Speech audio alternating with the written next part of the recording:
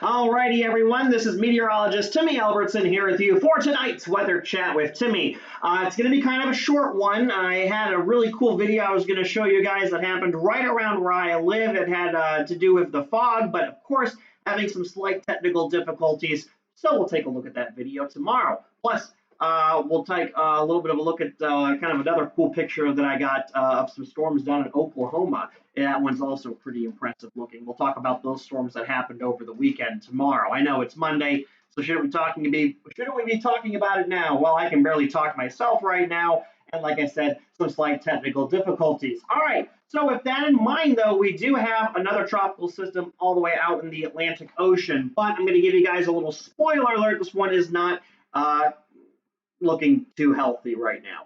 With that in mind, before we go any further here, I do want to point out that, like I said, there are two YouTube channels that AWSC has right now. We're working on condensing them down to one. To make sure that you're at the right one, simply type this into your browser, awsc.live. That'll take you to the page you need to be at to subscribe beginning October 2nd, so next week effectively.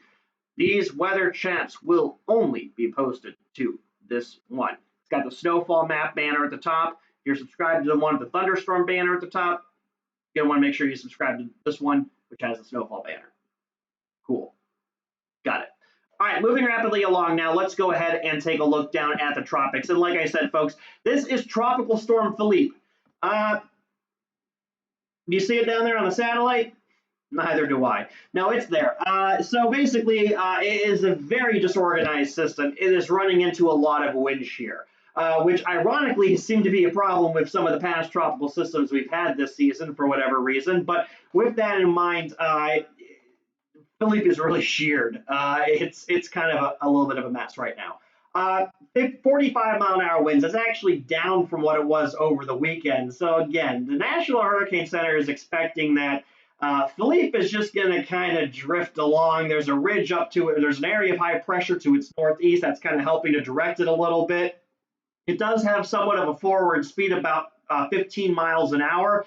That could slow down as we head towards the end of the work week. And again, part of the reason for that will be it's going to be kind of moving further away from that ridge. Remember, low pressures cannot move a high pressure, so high pressures are the dominant one. The airflow around a high pressure is clockwise, so that's helping to push Philippe over to the west right now. Again, this will become more second nature to you the more of these we take a look at, the way the high pressure ridges work and push these guys over. So that's Philippe. What's Philippe going to be doing? Probably nothing really much more than what it's doing now.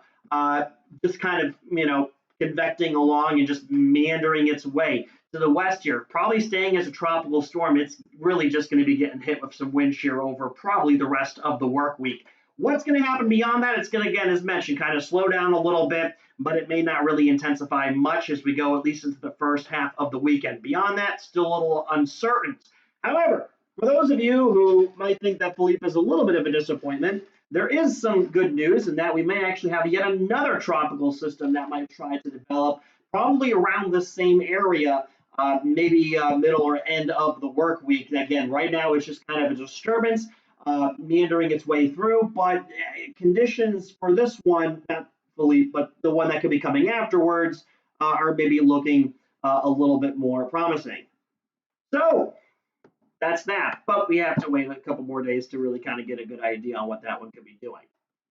All right, so for that, in fact, let's go ahead and move away from the tropics. Let's take a look here at the rest of the United States. All right, so latest weather map. Basically, here's what we got going on. And for those of you who happen to live up around where I do, which is right near Duluth, of course, I live on the Wisconsin side, it has been very rainy this weekend. As a matter of fact, we've gotten over 2.5 inches of rain this weekend, and most of it just kind of that steady rain. Now, again, I had that really cool video of the fog. Again, I'm going to show that tomorrow.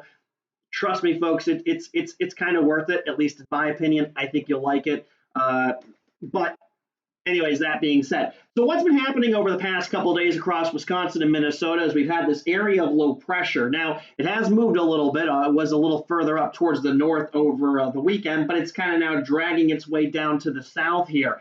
So what's basically happening is we got this moisture that's kind of being brought up from the south, and it's working its way into Wisconsin. And it's just kind of been doing that. And these rain showers just been kind of swirling around the center of this low pressure. And again, most of this has not really been thunderstorms, but it has been a pretty good steady amount of rain at times. As a matter of fact, we're kind of looking at a broad radar here, so not quite as in depth as when we look at the local radars, but we can kind of see a little bit here. And this is what's been happening up where I live over the weekend. Is the way these are tracking is again, they're moving around the center of that low pressure. So I'm going to go ahead and move this screen here really quickly here so that you're able to see what we're looking at. Whoa, lost the radar here for just a quick second. See if it loads back up here. Go figure. All right. Oh, hey, you know what? While I'm waiting for that to load back up, there is one thing I do want to bring up for you all. And that is the first day of fall. I know we have a post about it here on our Facebook page. You know, today at 2:38, it was the autumnal equinox. Folks, in meteorology, fall starts on September 1st. That's how we do it. For climatology purposes, fall is September 1st all the way through November 30th. That is fall in meteorology. For everyone else, though, it's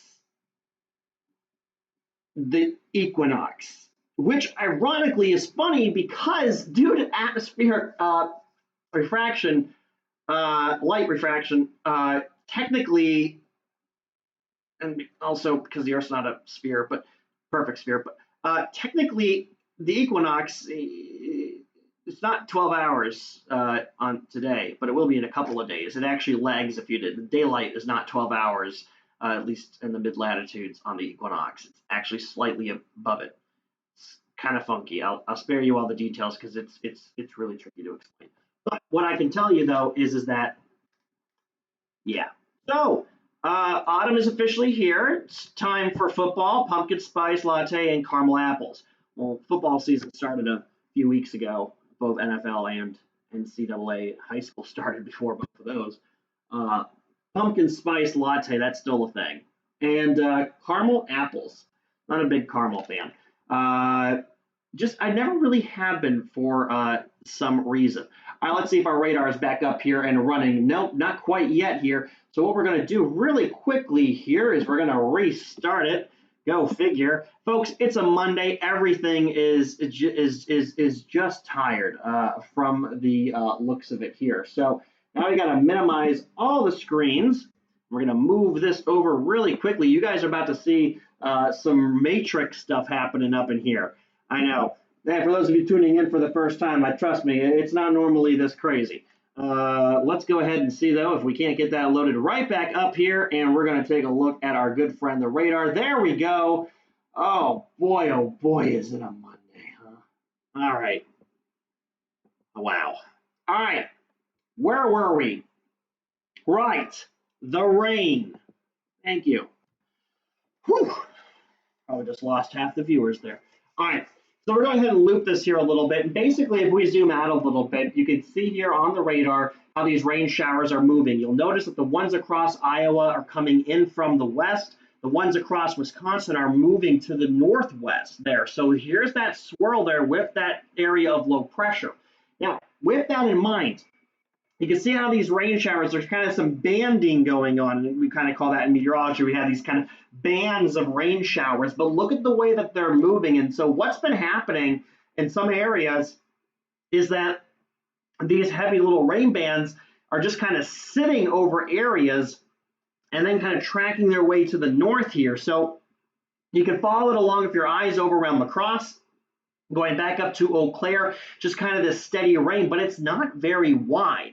But if you happen to live in one of these places where they're getting the rain, well, you're getting a pretty good, decent amount of rain there. Not only that, but it's also been a little bit on the cloudy side. So one other quick thing here we'll see if we can go ahead and take a little bit of a look at is going to be the current weather conditions. So I got to go ahead and flip this back over to right now because I had it set to explain the fog, which, of course, I don't have the video right now.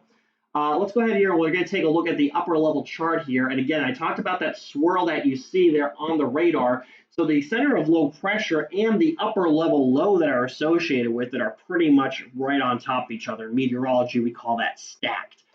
Basically, long story short, what's happening is the whole column, more or less, is now kind of filled with cool, dense air because the upper level low is now right over the surface low pressure. So it makes it a little bit harder to lift the air. Low pressures love to move air and they love to move it upwards.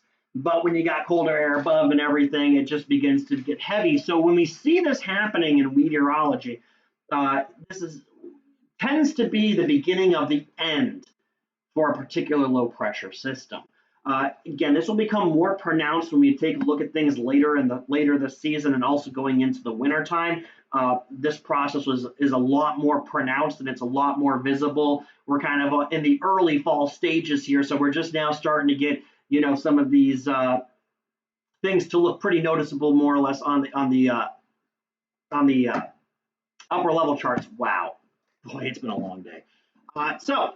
But just a little fun fact there. So that's what you're seeing in the swirl there. And again, so everything's kind of stacked right pretty much over Minneapolis, to be honest with you. However, as we go through the next couple of days, that area of low pressure is going to track its way down to the south a little bit. However, it's going to be weakening. So while it will still probably be bringing rain to parts, especially across the upper Midwest and western half of the Great Lakes, probably not going to be seeing quite as much as maybe what has happened up across northern Minnesota. And again, has just been a very, very, very rainy weekend. So pretty cool there nonetheless. So if we zoom out a little bit, we can also see here that that's pretty much most of the activity going on. Now, what's going to be interesting, though, is if we take a little bit of a look towards the Pacific Northwest this evening, you can see there are some rain showers there. There's actually kind of a very broad upper level trough that's beginning to is going to dig into this area over the next couple of days. And what's interesting about what's going to happen too is that's going to result in some upper level ridging that's going to be happening across the central part of the U.S. And that is likely going to be introducing above average temperatures once again into the central part of the U.S., including our own area where I am. And again, a lot of places in the Central Plains probably going to be a bit warmer than average as we go forward towards the end of the week, just based on the fact we're going to be having that ridging around. And then hopefully might see some more rain showers. So that's kind of what's going on. All right, folks, I promised this would be a quick one. It looks like it's a little longer than I had expected, but hey, there's nothing wrong with that. Now, on a side note, like I said, fog video tomorrow. We'll take a look at another really cool picture I got down from Oklahoma, from some really cool storms that happened down there. It's just a really cool picture, and you can explain a little bit about thunderstorms with that. What else? Right. Make sure you have subscribed to the AWSC page. That is very important. You're going to want to make sure that you do that. Alrighty, everyone. With that in mind, I hope you all enjoyed tonight's weather chat. Again, kind of quick, and sorry about the radar thing. Like I said, folks, it's Monday. That's like right over my face, isn't it? I guess if I didn't move around, it wouldn't be as much.